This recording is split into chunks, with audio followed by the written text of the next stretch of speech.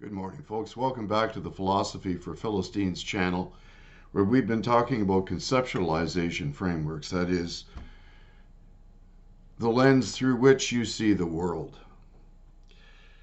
And as things heat up downtown, and as Trudeau has passed the Emergency Measures Act, I want to reflect a little bit on how different the lens between which many of us view the situation and which the entitled elite view the situation. The narrative is controlled, and those who dare to challenge it will be persecuted, because there's a system which guarantees said persecution.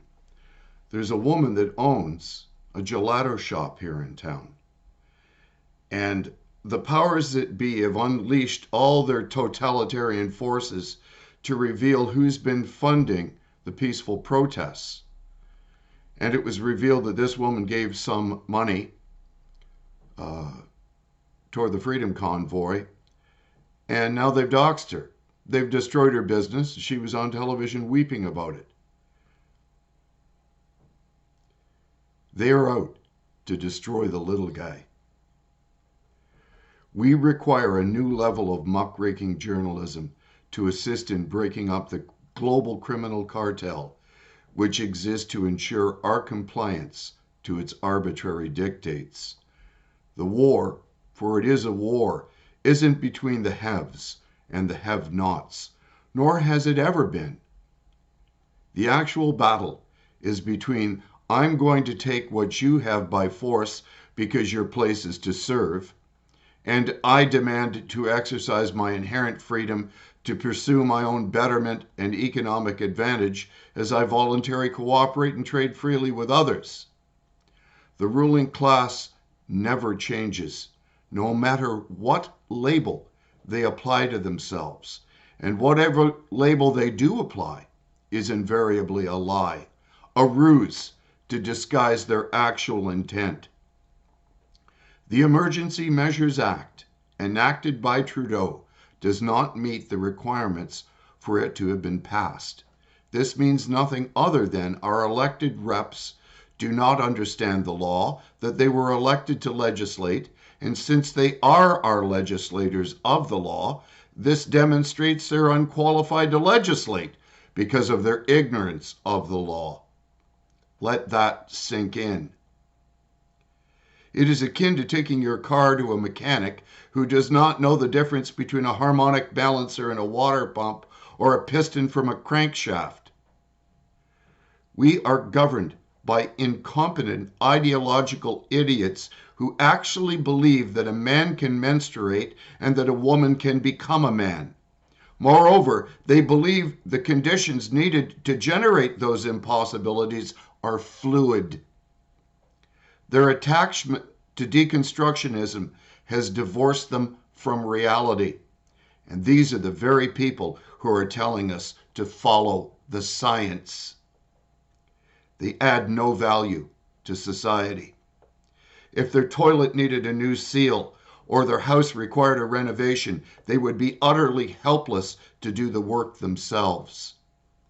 At the same time, they believe themselves to be so enlightened that they view blue-collar workers like myself as the great unwashed. People who should just shut up and do as we're told by our enlightened masters who could not organize a piss-up in a brewery. Everyday Hansard and CPAC.ca clearly demonstrates to our horror the churlishness of our parliamentarians who are bought and paid for by their handlers while blowing in the direction of every shifting breeze. Notice how Doug Ford has completely changed his position on lockdowns and QR codes and mandates.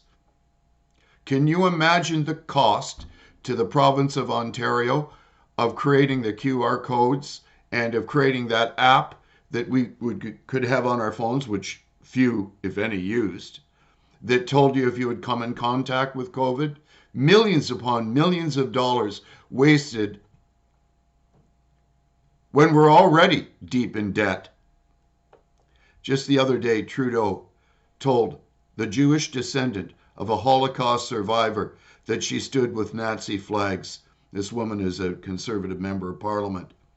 And when she asked for an apology, he simply walked off the floor of Parliament to do what he does best, namely to run and hide,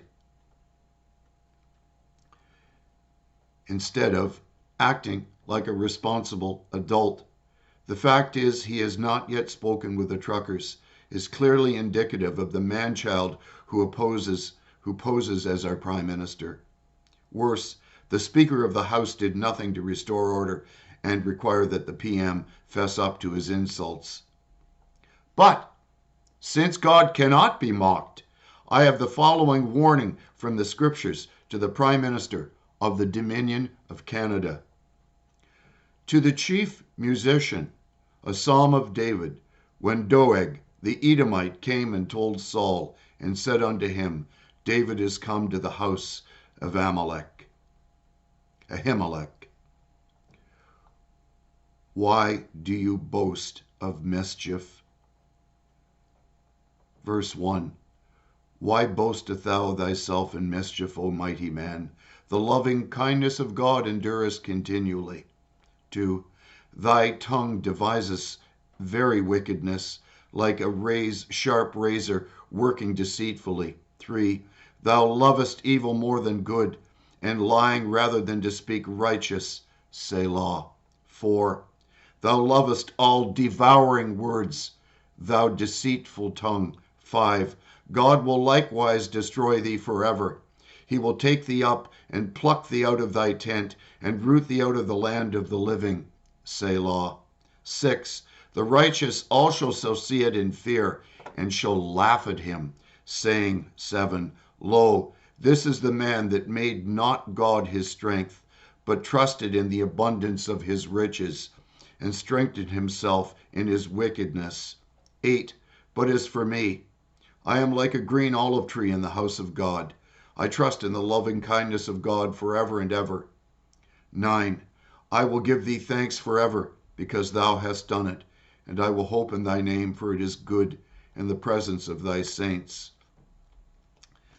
Now, as for the folks downtown, I believe it's inappropriate that truckers should continue to block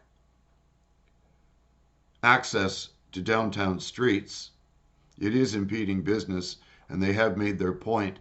But I believe that every Canadian that can should come to this town and assemble on Parliament Hill and demand that limited constitutional democracy under the rule of law be restored to Canada, and that our Prime Minister receive a vote of non-confidence in the floor of Parliament and be charged for his wicked, treacherous betrayal of the Canadian legal system.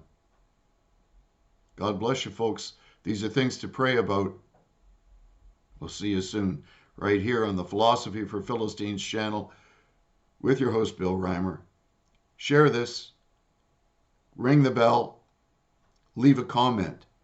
We need everyone to engage in this most vital of all discussions on how to restore freedom to the Dominion of Canada, even as that fool of a man has illegally enacted martial law. Have a great day.